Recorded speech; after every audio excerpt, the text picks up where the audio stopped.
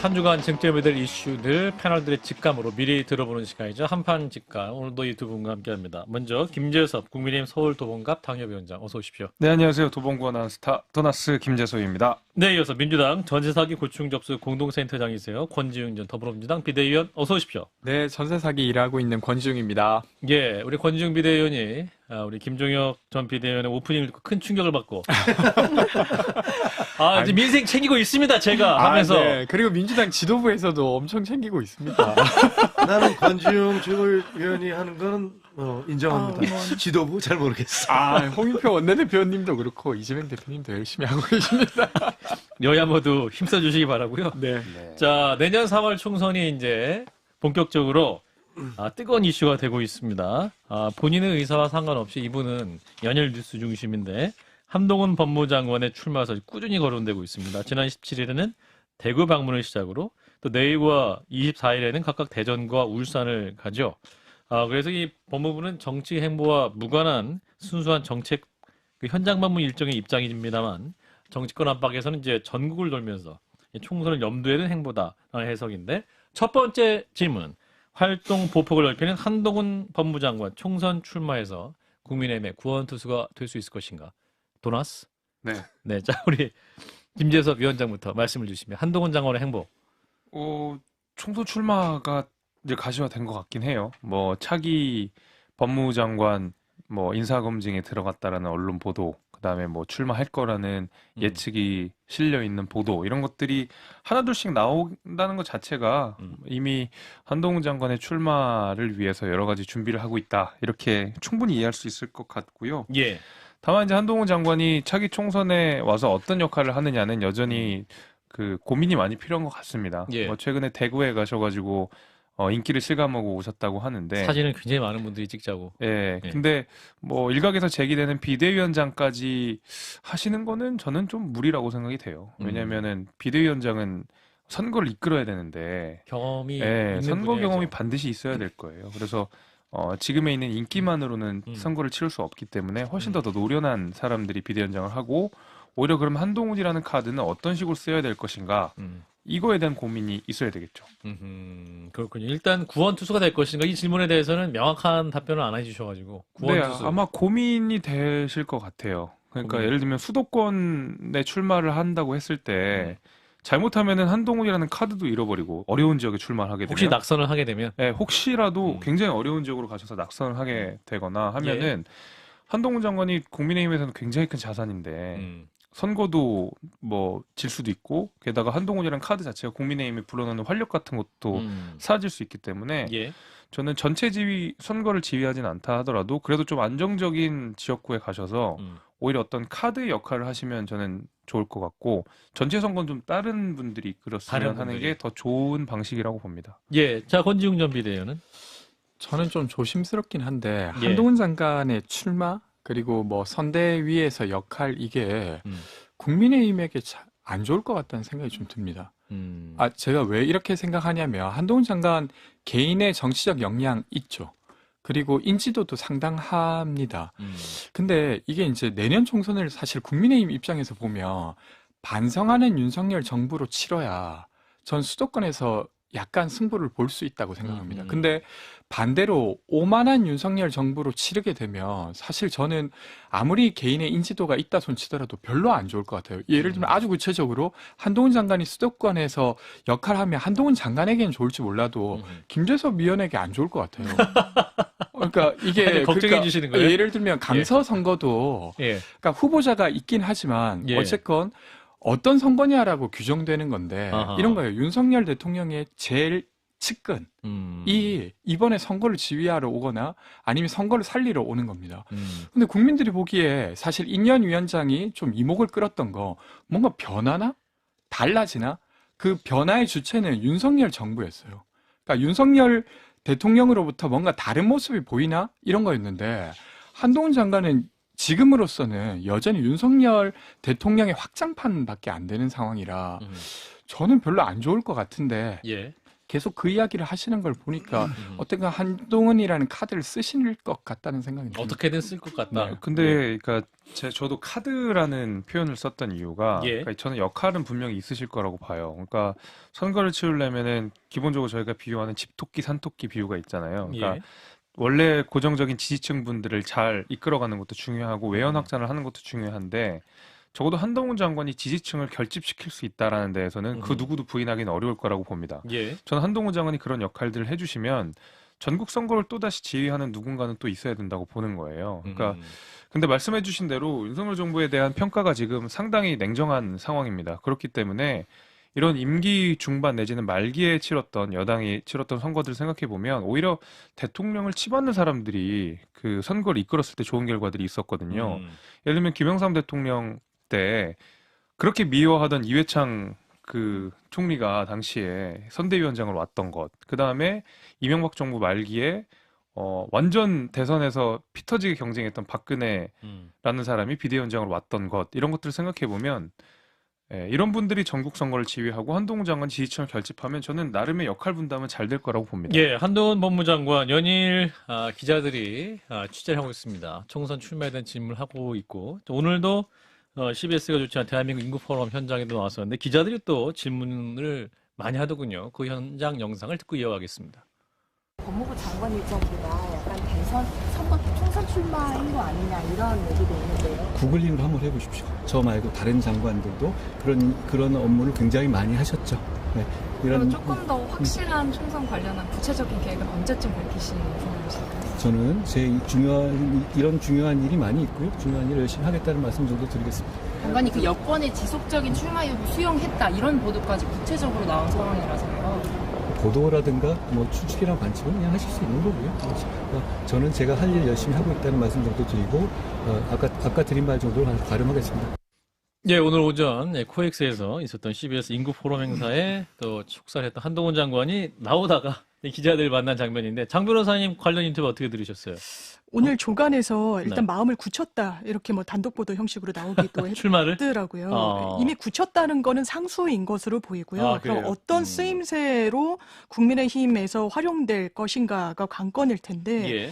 지금 선거를 당장 치러야 되는 김재섭 전 위원도 예. 말씀하시잖아요. 당협위원장도 정치 경험이 없습니다. 정치적으로 점검받았다는 건 야당, 민주당 의원들과 말싸움을 한 거예요. 아주 정통 지지층들의 속을 후련하게 만들어주는데 사실 그칩니다. 그 이상의 확장성을 평가받은 바가 없고 보여줄 거라는 기대도 하기 어렵습니다. 그렇다면 지금 정권의 한 복판에서 치러지는 선거, 심지어 윤석열 대통령이 잘했다라고 하더라도 정권 심판론이 힘을 받을 수밖에 없는 구조인데 30% 박스권 지지율에 갇혀 있는 상황에서는 더더군다나 정권 심판, 실정을 점검하는 선거가 될 수밖에 없습니다. 그런데 한동훈이라는 윤석열 대통령의 그림자, 오른팔, 최측근이 국민의힘의 얼굴로 세워진다? 이거는 국민의힘의 타이틀을 달고 선거에 임하시는 분들이 용납할 수 없을 거예요. 그렇다면 역할이 어느 정도가 적당할 것인가? 지금 서울 종로 출마설이 계속해서 나오고 있는데 예. 서초 강남으로 첫 발을 떼는 건 본인도 쉽게 선택하기는 어려울 겁니다. 굉장히 비겁해 보이거든요. 안전한 길을 간다라고 예. 보일 것이기 때문에 그렇다고 험지 중에 험지로 갈 수도 없을 테고 그래서 상징적인 종로 이야기가 계속 나오는 것 같습니다. 왜 그러냐면 지금 서울 수도권이 국민의힘 어렵다고 계속 진단이 나오고 있죠. 예. 그렇다면 뭐라도 좀 견인할 수 있는 지역구에서 본인 역할을 하는 게 딱 적정한 수준이 아닐까 싶습니다. 자, 김정익 PD는 어떻게 보세요? 무조건 나오죠. 무조건 네, 나온다? 근데 그리고 아. 그건 사실은 올 봄부터 그런 얘기 계속 있었잖아요. 예, 저도 여기 있었죠. 와서 그 선거철 다가오면 반드시 나올 겁니다. 그렇게 얘기했던 기억이 납니다. 예. 아니 왜냐하면 어떤 총선이든지 녹록하고 만만한 총선은 없거든요. 예. 그러면 그 가지고 있는 자원을 총동원할 수밖에 없어요. 그 도봉이 나온 스타 김재섭이 있지만 예. 어떻게 보면 우리 한동훈 장관은 법무부가 나온 스타 범나스란 말이에요. 범나스. 야, 아니, 처음 우리로서는- 쓰신 건가요? 범나스? 아니 예. 그거 왜 어쨌든 그 카드를 버리려고 하겠습니까? 무조건 쓰죠. 그리고 검나스. 검찰이 나온 스타. 네. 검나스. 아니, 검나스. 제가 예. 웃긴 그 생각하는 겁나겠어. 예. 게 그 한동훈 장관의 지지가 예. 윤석열 장관 대통령 때문에 생긴 거 아니에요. 제가 보기에는. 아. 그러면 윤석열 대통령 지지도가 낮으면 한동훈 장관 지지도도 같이 떨어져야 되는데 그렇습니까? 아하. 한동훈 장관 지지도 계속 올라가고 있잖아요. 그 왜 그렇습니까? 제가 이제 검찰에도 출입하고 해서 제 친구들이나 검사했던 친구들한테 이렇게 얘기를 보면 예. 한동훈 장관에 대해서 하는 얘기가 다 야, 그 친구 엄청 똑똑하지. 근데 선배로서 진짜 써먹기 되게 힘들어. 이렇게 얘기하더라고요. 왜? 저희 압니다. 우리 기자들도 후배 중에서 일 잘하고 똑똑하고 자기 처신 제대로 하면 선배들이 함부로 건드리기가 뭐해요. 뭐라고 얘기하기도 뭐 하다고요. 근데 검찰 때도 그렇고 제가 보기에는 대통령과 지금 법무부 장관의 관계가 단순하게 대통령이 야 이거 해 하면 이거 하고 저거 해 하면 저거 하는 그런 관계 저는 아니라고 봅니다. 아하. 그렇기 때문에 예. 지금 한동훈 장관의 자기 인기는 자기 스스로 만들어간 것이지 예. 요새 어록이 막 돌고 있더라고요. 그래서 저 어록 보니까 야 정말 말 정말 똑부러지게 똑똑하게 하는구나 아하. 라는 생각이 들었어요. 자기 스스로 만들어갑니다. 그리고 구원투수가 될까? 되죠. 당연히 구원투수가 되는데 예. 저는 국민의힘의 구원투수가 한동훈 장관만 있다고 생각하지는 않습니다. 이게 저희가 죄송하지만 민주당과 큰 차이가 될 거라고 생각을 하는데 민주당에 별로 제가 보기에는 그 구원투수라고 내세울 만한 젊은 분이라든가 참신한 분 별로 없어 보입니다. 근데 저희는 뭐 한동훈 장관도 있고 뭐 우리 시대전환 조정훈 의원도 들어왔고 또 뭐 윤희숙 의원 같은 분이라든가 또 우리 젊은 도나스도 있고 이렇게 도나스로 굉장히 얘기 많이 하고 있어요. 예. 많은 분들이 구원투수가 될 거라고 생각하고 희망하고 있습니다. 예, 자 우리 김종혁 비대위원께서 굉장히 높은 평가를 하고 있는 한동훈 장관. 요즘 전국에 가는 곳마다 꽃다발을 받고 환영을 많이 받으세요. 지금 사진도 나가고 있는데, 요건 아마 이제 대구에 가서 찍은 사진인데, 굉장히 얼굴 밝은 모습으로 또 시민들과 만나고 있고, 본인을 그린 그림도 아마 팬에게 받으시는 것 같고, 사진 막 둘러싸여 있어요. 사실 오늘 10회 행사에서 사진 굉장히 많은 분들이 찍으셔가지고 정말 인기가 있으시긴 있으시구나 이런 생각이 들었는데, 그래서 이제 이분이 나가긴 나간다. 그러면 어디 나갈 것이냐. 그래서 저희 방송에서는 지난주에 이현주 전 의원은 대구 출마를 가서 안정적으로 당선이 되고 또 총선을 돕는 어떤 지휘 구도를 갈 것이다. 또 지금 장 변호사도 말씀하셨지만 정치일보 이제 종로에 가서 또 차기 대권 주자로서의 또 입지도 다지면서 수도권 승리를 위한 발판을 놓을 것이다. 이런 해석이 있는데 두 분은 어떻게 보세요? 먼저 김재섭 위원장부터. 저는 인기가 너무 많으시기 때문에 예. 오히려 조금 당선이 쉬운 직으로 가시는 게 맞다고 봐요. 예, 선거를 치러본 입장에서 예. 저기에 취하면 답이 없거든요. 그러니까 인기에. 인기에 취하면 정말 우리 국민의힘을 좋아하지 않는 지역구를 못 가게 되는 경우들이 많아요. 아하. 예를 들면은 황교안 전 대표가 종로로 출마할 때 예. 뭐 본인이 내켜서 가신 건 아니고 사실상 거의 약간 떠밀려 가듯이 가셨잖아요. 마지막 그랬죠. 판에. 네, 그랬죠. 강남이냐 비례대표냐 하다가 떠밀려 가셔가지고 나중에 지지율도 안 나오고 이러니까 지지율이 잘 나오는 평창동 일대만 많이 돌았다는 얘기를 제가 들었어요.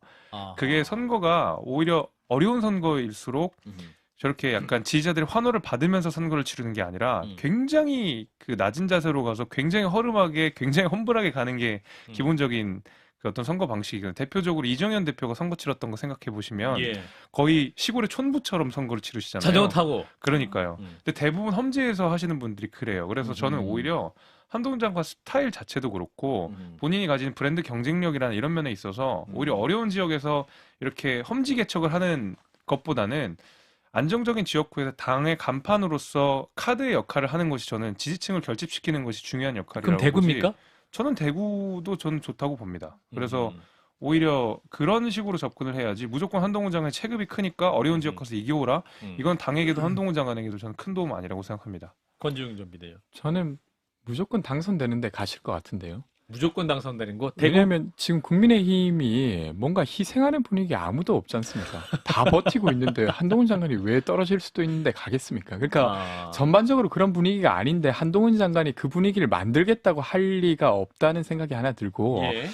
저는 이 한동훈 장관이 이런 거에 마주치게 될 수밖에 없다고 생각하는데요. 예. 인현 위원장이 혁신을 하겠다고 하시다가 결국 용산의 신호를 받고 거침없이 뛰어라. 이런 걸 이야기 듣고 윤석열 대통령이 허락한 것 안에서 혁신을 하겠다고 한 거예요. 소신껏 해라. 네. 윤석열 대통령이 허락한 것 안에서 소신껏 하라라고 받은 거죠. 저는 그렇게 생각합니다. 예. 근데 한동훈 장관도 분명 그런 순간이 올 거예요. 그러니까 달라지는 국민의힘이 있지만 그건 여전히 윤석열 대통령이 허락한 것 안에서 달라지는 국민의힘을 만드는 주자로서 한동훈 장관이 이제 사실 한계를 보일 때 국민들이 어쩔 수 없구나. 저 사람조차도. 예. 이렇게 될 수밖에 없는 상태라서 결국 거기에서 이제 국민들이 한동훈 장관이라 하더라도 국민의힘 별로 바뀔 게 없다. 그리고 그것이 좀 한계지 않을까. 자, 네. 그래서 이제 꽃길을 갈 거, 안정적인 곳으로 갈 것이다라고 우리 김재섭 위원장과 권지웅 전 비대위원이 말했는데, 그렇다면 대구로 간다고 가정했을 때 이준석 전 대표 역시 대구에 출마할 것이라는 얘기가 많이 나오고 있지 않습니까? 그럼 두 분이 함께 맞붙을 가능성도 있을까요? 있겠죠. 있을 수밖에 없죠. 대구에 뭐 12석밖에 없으니까. 같은 지역에서? 아니면 대구 지역 다른 지역에서 근데 비교될 아마 수 있는? 다른 지역으로 하시겠죠. 다른 지역으로? 설마 둘 다 나가신다고 가정했을 때 이게 약간 가정에 가정을 더해야 돼서 예. 말씀드리기가 좀 곤란하긴 하지만 한동훈 장관의 출마는 어느 정도 가시화가 된 건 맞지만 대구인 게 아직 완전히 미정인 거고 이준석 대표도 신당 창당에 대해서 아직까지는 확정적인 상태는 아니다 보니까 가정에 가정을 더해야 되는 거지만은 두 분이 한 지역에서 맞붙을 가능성은 굉장히 재미는 있을 것 같지만 현실 가능성은 없다고 봐요. 김조혁 비대위원께서 고개를 절레절레 흔드셨는데 왜 흔드셨어요? 아니 한동훈 장관이 가면은 개항을 해가지고 저 인천. 이재명 대표하고 싸우면 싸웠지 뭐 하려고 저 대구에 가서 그 이준석 대표하고 싸웁니까? 뭐 하려고 그러겠어요? 그게 무슨 도움이 된다고? 인천 계양은 험지 아니에요? 가면은 홈지라 하더라도 가서 이겨라. 가서 싸울 수도 있는 거죠. 뭐 그건 모르겠습니다만 예. 예를 들면 그렇다는 겁니다. 이게 제가 보기엔 이제 호사가들이 만들어낸 얘기고 대구에 가서 아까 가정을 얘기했지만 예. 그 지금 당을 만들지도 지금 가정이고 그다음에 대구로 갈지도 가정인데 그 가정과 가정을 붙으면 또 가정이 나올 거 아니에요. 이건 재미는 있지만 아직까지 너무 익지 않은 얘기고 현실적으로 가능성도 별로 없다. 근데 이준석 대표가 하는 말을 가만히 들어보면 한동훈 장관의 정치 입문을 계속 이제 환영하고 있어요. 그리고 정치 천재일 수도 있다. 그리고 극지하는 복권이다. 이러면서 나와라. 이렇게 제가 얘기하고 있는데. 다른 데서도 한번 얘기한 적이 있는데 예. 이준석 대표의 욕보다 더 무서운 게 칭찬입니다. 네. 이준석 대표 욕보다 항상 칭찬. 의심을 하셔야 돼요. 이준석 대표가 뭔가 칭찬하고 있다면 뭔가 의심해야 된다. 그러면 이제 뭔가 수렁에 빠지고 있구나라는 생각을 일단 먼저 하는 게 필요하다고 생각이 되고. 도나스 얘기 하나도 안 하더라고 이준석 대표가. 네, 저는 차라리 이제 그게 나은 것이. 무관심이 제일 좋다. 왜냐면 한동훈 장관이 엄청나게 큰 변수잖아요. 그렇죠. 그러니까 이준석 대표가 신당 창당을 했을 때 가장 큰 변수가 한동훈 장관이에요. 어디로 나올지 모르고 그렇죠. 어떤 역할을 할지 모르고 나왔을 때 어떤 파급력이 있을지를 예측 불가능한 상태이기 때문에 윤석 대표는 하루라도 빨리 링 위에 한동훈 장관을 올리고 싶어 할 거예요. 네, 만약에 경쟁 상대로 생각한다 그러면 저는 그래서 그 칭찬이라고 하는 것을 대단히 무섭게 새겨야 된다라는 생각을 하고 있습니다. 장 변호사. 저는 한동훈 장관이라는 분의 정치력이 좀 과대평가된 부분이 있지 않나라는 생각을 지울 수는 없어요. 예. 사진을 찍으려고 시민들이 모여들고 꽃다발을 받고 광주에서는 똑같은 장면이 연출될 수 없겠죠. 그러니까 강성 지지층들의 지지를 열화와 같이 받고 있는 상황인 건데요. 예. 지금 차기 대선 주자 여론조사를 보더라도 이재명 대표 바로 다음으로 나오고 TK 지역에서는 더 앞서는 결과도 최근에 있기도 했고요. 예. 그런데 오늘도 이준석 전 대표가 라디오에 출연해서 이야기를 하던데 황교안 전 대표도 똑같은 수순을 겪었었다는 거예요. 예. 10%대의 차기 주자 대선 호감도가 나왔었고 그런데 10%라는 건 이른바 TK 지역의 아주 강선 지지층들의 총 비율에도 못 미치는 거라는 겁니다. 그렇다면 거기에 플러스로 확장성을 과연 가진 정치인인지는 단 한 번도 보여준 적이 없고 오히려 굉장히 좀 편협한 모습을 보여준 측면이 있죠. 야당을 대하는 태도에 있어서 특히 그랬습니다. 그렇다면 총선에서 특히 중도층, 민심을 잡아야 되는 역할을 어느 정도나 해낼 수 있을지 좀 의문입니다. 자, 한동훈 장관 얘기했는데요. 이분 얘기 잠깐 하고 다음 이슈로 넘어가겠습니다. 양평고속도로 문제 그리고 전세 사기 문제 있을 때 국민들의 관심 많이 받았던 원희룡 국토부 장관. 이분도 출마 유력한 것 같습니다. 후임자 인선 작업이 본격화됐다. 인천 계양을에 나가서 이재명 대표를 잡으러 간다. 자객으로 간다. 이런 얘기도 있던데 혹시 파악하고 계신 게 있습니까? 우리 박종혁 비대위원 아까 인천 계양을 말씀하셨어요. 그 인천 계양을 원희룡 장관 카드는 2주 전에 나온 얘기예요, 솔직히. 2주 전에. 네, 2주 전에 이미 그런 얘기들이 뭐 내부에서 좀 왔다 갔다 하는 얘기를 저도 들었으니까 뭐 그렇게 갈 수 있다. 그런 걸 검토하고 있다. 그런 얘기 들었어요. 누가 검토하고 있어요, 근데? 아니 뭐 본인이? 그 내부 당 내부에서 본인의 얘기도 본인이 어떻게 할 것이냐 뭐 이런 본인이. 것도 서로 주고받을 거 아니에요. 예, 예. 그러니까 그런 얘기가 어디서 흘러나와서 들었는데 그러니까 지금 아직까지는 다 어떻게 될지 말을 놓고서 일로 갈까 절로 갈까 막 다 이루고 있는 거지 아직까지 결정된 건 아니라고 봅니다. 근데 그것도 하나의 가능성인 것 같아요. 자, 김재섭 위원장. 저는 그 제가 듣던 중에 가장 좋은 소식 중에 하나였는데. 원희룡 장관의 네. 인천 계양을 출마. 네. 아하. 이재명 대표가 호락호락하게 선거를 치르게 하면 안 된다는 생각을 아하. 강하게 갖고 있고. 예. 근데 지난 지방선거 때 그 이재명 대표가 보궐선거로 당선되실 때 사실상 당의 간판 역할을 하셔야 되는데 예. 오히려 개항을 해서 지지율이 약간 미미하다 보니까 오히려 당 지도부가 이재명 대표를 지원 유세를 하러 왔던 그 기억이 아직도 있어요. 그러니까 이재명 대표가 전국 선거를 지휘해야 된다는 핑계로 개항을 해서 따뜻하게 계셨는데 오히려 그 자리가 위태로워가지고 결국 전국 선거를 한번 망했던 경험들이 지금 민주당한테 있는 거 아니겠습니까? 저는 그 매기 같은 역할을 원희룡 원희룡 장관이 장관이 아주 잘 해내실 거라고 생각합니다. 인천에 가서. 네. 아. 잡으실 수 있을 거라고 생각해요. 이재명 대표를. 이재명에서 잡을 수 있다. 네. 상무에서. 인천 계양을은요, 국민의힘에게는 험지 중에 험지입니다. 그렇죠. 송영길 전 대표가 5선을 했고요. 그 뒤를 이어받아서 이재명 대표가 하고 있는데, 원희룡 장관은 사실 국민의힘의 자산이지 않겠습니까? 예. 그런데 사실상의 자객공천이라는 미명하에 버려지는 카드로 쓴다? 버려질 수도 최소한 있는 카드로 쓴다? 본인이 그걸 수용할 수 있을 것인가부터 이게 과연 국민의힘의 전체 선거판에 도움이 되는 전략이라고 볼 수 있을지도 좀 의문이에요. 왜냐하면 중량감 있는 정치인 그리고 서울 수도권에서 어쨌든 인지도가 상당히 높은 정치인이 손에 꼽을 정도 아니겠습니까? 예. 뭐 여야 막론하고요. 그렇기 때문에 인천 계양을은 하나의 카드로 점검할 수는 있어도 현실화되기 어렵지 않을까 전망. 권중빈의 짧게 듣고. 저도 쉽지 않을 것 같은데 인천 일단 계양을 사실 원희룡은? 내년 총선의 핵심은 국정 지지율입니다. 근데 국정 지지율이 안 나오는 상태에서 모험할 수 있다? 모험 못 하실 것 같다는 생각이 원희룡 장관. 네, 모험 원희룡 못 하실 것 같다. 장관이든 다른 국민의힘 의원들이든 출마자든. 네. 자, CBS 라디오 박정희 한판 승부 함께하고 계십니다. 예, CBS 라디오 박정희 한판 승부 함께하고 계십니다. 한판 직감 짚어보고 있고요. 두 번째 이슈 넘어가 보겠습니다. 자, 연락망으로 새 과시하는 이준석 대표. 결국 제3당의 길을 갈까?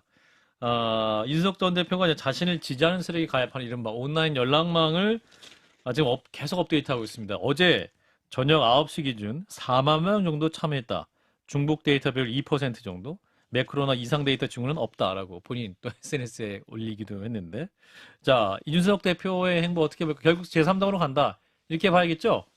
도나스. 아직까지는 그렇게 볼 수밖에 없을 것 같은데요. 오늘 만나셨어요. 그죠? 예, 오늘 하태경 의원 출판 기념회에서 예. 와서 축사를 하시고 저는 사회를 봐가지고 사회자였어요?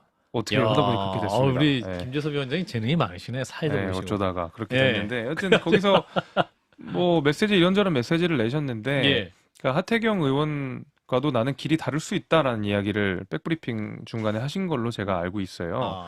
그렇다 그러면 하태경 의원은 국민의힘 소속으로 서울에서 출마하겠다고 선언을 해놓은 상황이기 때문에 예. 그것과 다른 길은 뭐 제3신당을 통해서 다른 정당의 간판을 들고 나오겠다라는 얘기로 저는 비치거든요. 그러니까 하태경 의원을 빗대면서 이야기했다는 거는 의미심장하다는 생각이 들어요. 그래서 하태경 의원과도 다른 길을 갈 수 있다라고 하는 거는 분명한 제3정당에 대한 신호를 그 국민들께 주고 있다 이렇게 보고 있습니다. 아직까지 뭐 확정된 건 아니지만 가능성이 이제 점점 높아진 건 사실인 것 같아요. 예, 오늘은 우리 김재섭 위원장이 말할 때마다 김정혁 비대위원이 계속 머리를 흔들고 있습니다. 자, 우리 김정혁 비대위원 뭐가 마음에 안 드시는 거예요? 뭐가 마음에 안 드시는 거예요? 말씀해 목이 보세요. 좀 힘들어. 아니 이런 목 운동을 한 건데. 목이 힘들었다. 예, 목 아무튼 운동한 거예요. 근데 목은 일단 아프신 거고 이렇게 아니, 해석해 보세요. 이준석 전 대표는 지금 간을 보고 있다고 생각해요. 간을 보고 있다. 네. 아, 지금 어떻게 될지. 자, 지금 내가 이제 연락망을 모으고 있어. 근데 한 3만 명 모였어. 오늘까지 한 4만 명 모였다. 뭐 이런 예. 얘기 들리더라고요. 예. 근데 이분이 하고 있는 여의도 재건축 조합인가? 그렇죠. 뭐 그런 유튜브 채널. 유튜브 있잖아요. 네. 거기 한 10만 명 되나요? 11만 넘었죠. 네, 한 예. 10만 명 정도 되는데 그분들만 다 들어와도 10만 명은 되겠죠. 음. 근데 그게 한 지가 꽤 됐는데 처음에는 사실 그 여의도 재건축조합 호기 있게 나갔을 때 야, 저 100만 명 금방 돌파하겠다. 왜냐면 100만 명 돌파하는 유튜브들도 많거든요. 예. 그래서 그렇게 될 줄 알았어요. 근데 한 3만 명에서 계속 정치하다가 좀 또 지금 요새 이제 12만 앞두고 목소리가 예. 높아지면서 이제 올라갔는데 예. 그래서 그런 걸 이렇게 볼 거예요. 지금 나한테 이 재건축조합 지금 현재 연락망이 오는데 이거 분석을 하겠죠. 이게 했을 때 내가 될까 안 될까 승산 같은 걸 계속 따져볼 거예요. 그리고 거기에 따라서 결정을 할 거라고 생각을 합니다. 그래서 승산이 있으면 예. 더 세게 치고 나가는 거고 근데 만약에 승산이 별로 없을 것 같다 그러면 다른 명분을 잡아서 또 이제 발을 뺄 수 있는 어떤 그런 것들을 만들어내려고 하겠죠. 그럴 것 같아요. 아직까지는 간을 보고 있는 단계다. 제3신 그런 것 단계를 같아요. 아직까지는 명확히 가는 건 같지 않다. 정확한 결정을 내린 것 같지는 않아요. 정확한 것 같지 않다. 자, 우리 권지웅 전 비대위원은 정확하지 않습니까? 보시기에? 저는 뭐 제가 그 이준석 대표의 마음을 알 수는 없지만 예. 저는 안 나간다고 볼 이유가 지금 있나요? 아, 국민의힘 탈당하지 그러니까 않는다고 이제 볼 이유가 계속 있냐? 반복해서 윤석열 대통령이 대선 당시의 약속을 최소한 지켜야 된다라고 울면서까지 이야기를 했는데 지금 변화가 없는 상황에서 자신이 말했던 걸 되돌릴 만한 지금 근거가 정부의 변화로 전혀 확인되지 않는 상황이고 예. 그리고 준비는 전 두 가지가 필요하다고 생각했는데 하나는 실무적으로 어쨌건 당원 5천 명 시도당별로 1,000명 이상 이게 예. 이제 이걸 어떻게 갖출 거냐가 있고 두 번째는 같이 할 그룹과 관련된 거였어요. 예. 근데 어쨌든 이 연락망이라고 하는 건 당내 소속된 상태에서 당원들을 모을 수는 없잖아요. 그렇죠. 명백한 해당 행위니까. 그러니까 그걸 우회적으로 지금 연락망이라고 하는 형태로 이제 모으기 시작한 거고. 예.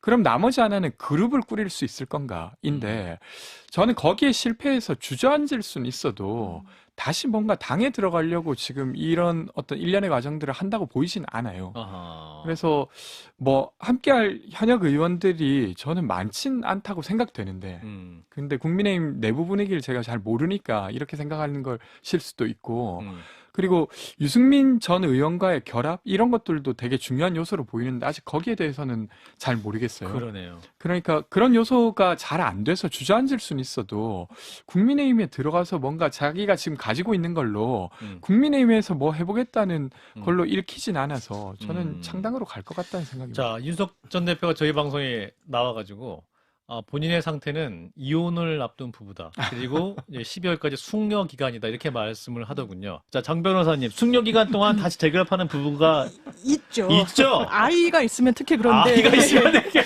여기서 아이가 무엇일 것인가, 아. 공통의 관심사, 공통의 관심사. 공통의 이익, 아, 육아 공동체로서의 뭔가 어떤 헤어질 수 없는 마지막 그런 것, 그거 나이스야. 교집합을 갖고 있을 것인가. 윤석열 대통령과 제가 이준석 권지웅 대표. 비대위원의 말씀을 들으면서 예. 저는 최근까지는 상당히 헷갈렸어요. 아, 이 이준석이란 정치인이 나갈까?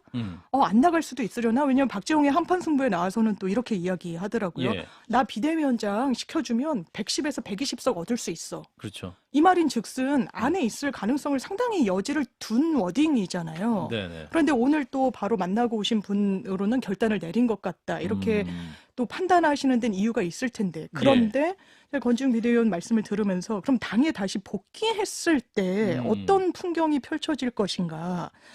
심지어 본인이 윤석열 정부의 대선 승리를 위해 일조한 부분을 갖고 양두구육이라고 언급을 했어요. 예. 양의 머리를 걸고 개고기를 팔았다고까지 이야기를 했습니다. 여기서의 개고기는 윤석열 대통령 내지 그 정부를 언급한 거예요.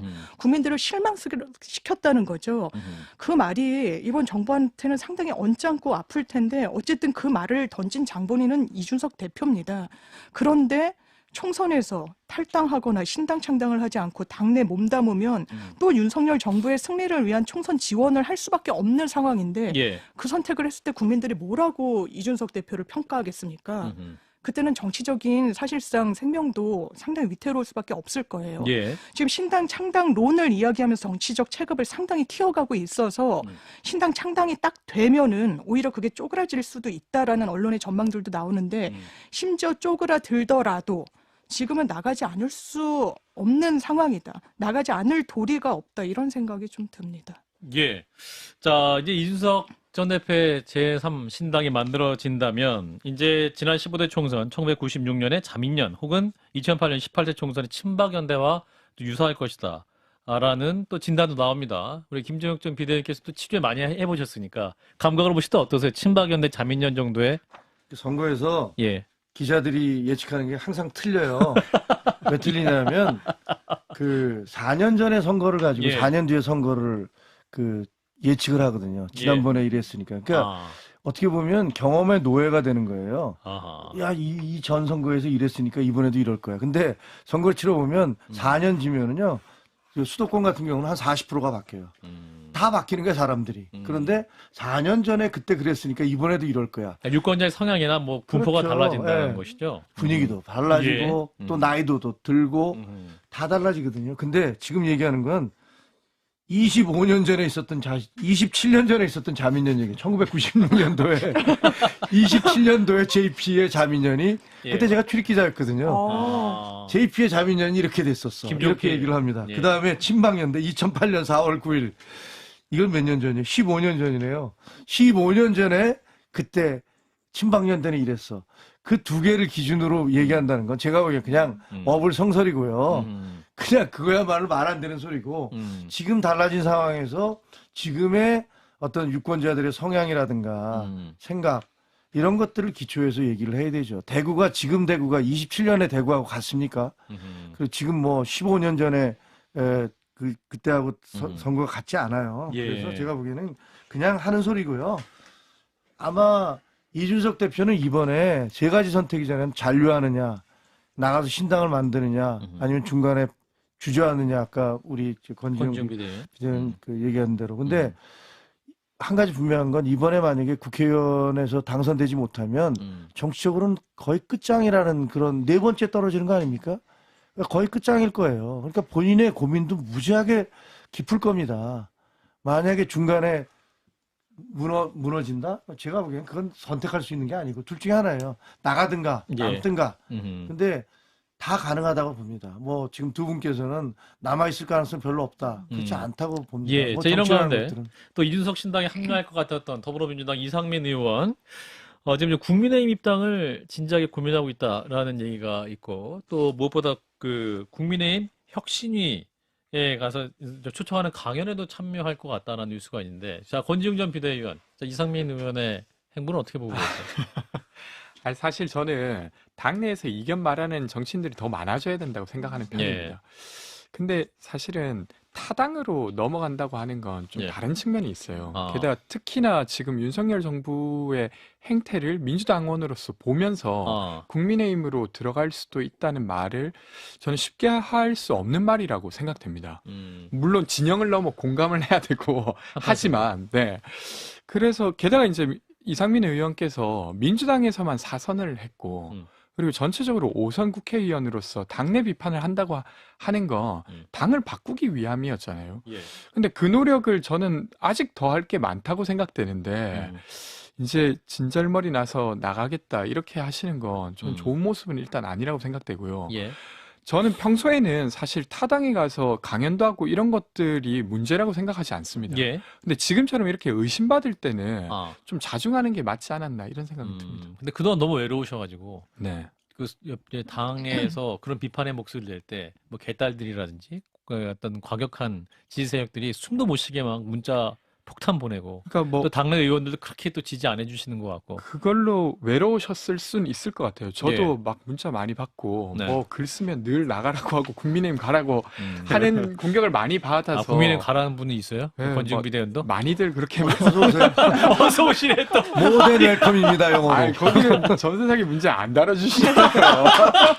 아, 왜 안 들어요? 와서 또 안 하면 달아주세요. 되잖아요. 제가 다 알고 있어요. 안 알고 달아주세요. 있다. 아, 자 계속해주세요. 근데 그래가지고 그래서 근데 이제 그 외로움을 모르는 바는 아닌데 물어봐 아니나 근데 그렇다고 해서 정말로 그런 비판을 하는 사람이 아예 없지도 않습니다. 그러니까 지금 원칙과 상식이라고 이름을 드러내고 하시는 분도 있고 예. 그게 아니라 물밑에서 야 이게 당이 좀 더 나아질 수 있는데 왜 예. 이럴까 이런 이야기 할 수 있는 사람들 저는 적지 않다고 생각해요.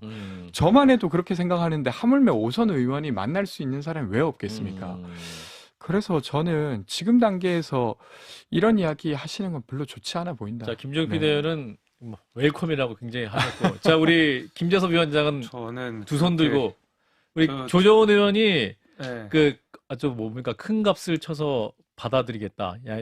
버선반 들고 나가서 환영하겠다. 인재 영입 위원이시잖아요. 근데 아직 그 당적을 국민의힘으로 안 옮기셨잖아요, 조정훈. 아직 안 합당한 됐나요? 걸로 합당했어요. 알고 합당 있어요. 완료했어요. 근데 아, 마무리 단계가 당사에 아직 안 관심 좀 됐네요. 가져주세요. 근데 조정훈 의원이 그 이제 막 합당하신 분이 그렇다면 예, 예. 누구를 받고 말고 할 때 그 본인의 목소리를 낼 게 목소리를 아니라. 낼 수 있는 위치는 아니라고 생각하는데 예. 여하튼 뭐 그건 그렇다 치더라도 예, 예. 그 이상민 의원 뭐 개인적으로 좋아하지만 음. 이게 국민의힘이 반명연대처럼 되는 건 좀 개인적으로 반대예요. 반명연대가 진짜. 왜냐면 지금 국민의힘에서도 빅텐트 얘기가 나오기 시작하고 아. 외연 확장 이런 얘기가 나오기 시작하는데 아, 예를 들면 이준석, 유승민에 대해서 어떻게 해야 될지에 대한 태도도 불분명한 상황에서 예. 민주당에서 오시는 분을 쌍수 들고 환영할 수는 없는 거예요. 외연 확장이라는 명분만 가지고는. 저는 그런 의미에서라도 국민의힘이 여당이잖아요. 정책으로 승부 보고 노선으로 승부 보고 그 진짜 국민들한테 우리 정부가 가야 되는 지향점을 분명히 보여주고 나서 외연 확장이 있는 것이지 예. 지금 여당의 자격으로서 그냥 이 사람 저 사람이 많이 와가지고 반명연대처럼 돼버리는 거는 저는 야당으로는 뭐 이해가 되지만 여당으로서 반명연대로 선거 치르는 거는 개인적으로 좋은 전략은 아니라고 봅니다. 네. 네, 우리 김정일 PD 하신 저는 말씀 있으시죠? 개인적으로는 이상민 의원과 양양자 그 전- 한국의 희망 예, 대표. 예, 대표가 둘 다 국민의힘으로 올 거라고 예상을 합니다. 아, 그래요? 예, 예. 물밑에서 들으신 바가 있고 아니 뭐 있으시군요. 그건 아니고요. 제가 개인적으로 두 분하고도 좀 가까운 편인데 예. 그래서 이래저래 얘기를 해보면 그 두 분의 성향은 다 사실은 온건 보수, 중도 보수 정도의 성향이에요. 아. 원래 그래요, 두 분이. 예. 그런데 그동안에 어쨌든 뭐 중도 정도 성향의 약간 보수적인 성향이니까 민주당에서도 별 문제가 없었는데 제가 보기에는 이재명 대표가 집권한 이후에 보여지는 민주당의 어떤 그 변화들 그리고 개딸로 상징되는 그런 폭력적인 그런 모습들 이런 것들에 예. 그 두 분은 도저히 저당하고는 같이 갈 수 없겠구나라는 생각을 한 걸로 저는 생각을 해요. 이미 결론이 나 있다? 아니 뭐 저 별로냐 그 두 분이 내시겠지만 그러나 제가 관측하기에는 결국은 아마 그래서 그 국민의힘과 함께 손을 잡고 갈 거라고 저는 기대하고 있습니다. 예. 자, 일단 여기까지 얘기하고 다음 이슈 민주당 얘기를 좀 넘어가 보면 자, 최근 공개된 더불어민주당의 총선용 현수막에 이게 청년 비하 논란이 일고 있습니다. 이제 민주당은 사과와 함께 원점에서 재검토하겠다라고 이제 밝힌 상황인데요. 민주당의 현수막 청년 비하 논란 해프닝에 그칠 것인가? 세 번째 질문을 던집니다. 관련 현수막 이미지가 준비가 돼 있나요? 네, 유튜브로 보여드리면 나에게 온 당 정치는 모르겠고 나는 잘 살고 싶어. 경제는 모르지만 돈은 많고 싶어. 혼자 살고 싶댔지 혼자 입고 싶댔나? 뭐 요 내용입니다. 자, 이 내용 왜 문제가 됐던 것인지 자, 권지웅 전 비대위원부터 좀 말씀 주시죠. 네, 일단은 제가 봐도 문제라고 생각하는데요. 예. 그러니까 어느 사람이나 돈 많고 싶고 잘 살고 싶죠. 음. 근데 그 욕구를 뭐 부정하자는 의미가 아니라 예. 사실 전체나 구조는 전혀 상관없이 나만 잘 살면 된다라고 어느 세대를 특정하는 게 그게 어떻게 가당키나 한 일입니까?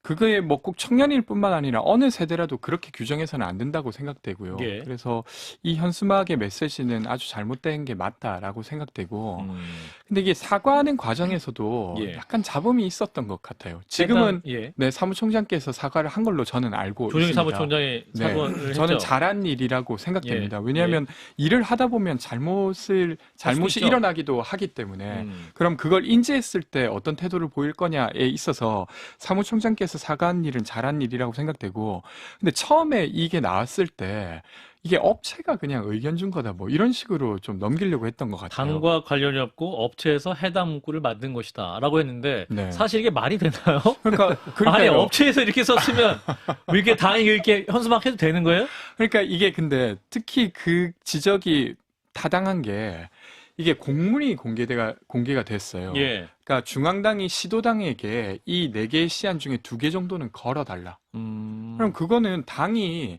이 메시지가 필요하니 시도당에게 해달라고 요청한 겁니다. 예. 그럼 요청한 주체가 당이기 때문에 예. 이건 그냥 뭐 일하는 과정에서 업체가 제안했고 우리가 검토하지 못했다라고 할 만한 성격의 것이 아니에요. 그래서 늦었지만 음. 어쨌든 사무총장께서 사과를 한 것 음. 잘한 일이라고 생각합니다. 청년 김재섭 위원장 어떻게 일단 보셨어요? 업체로부터 문구를 받았다라는 전제 아래에서도 예. 민주당은 야당의 자격이 없는 거예요. 저도 현수막 진짜 많이 걸지만 그 예. 문구 하나하나가 얼마나 중요한데요. 근데 그거를 업체 통해서 제안을 받았다?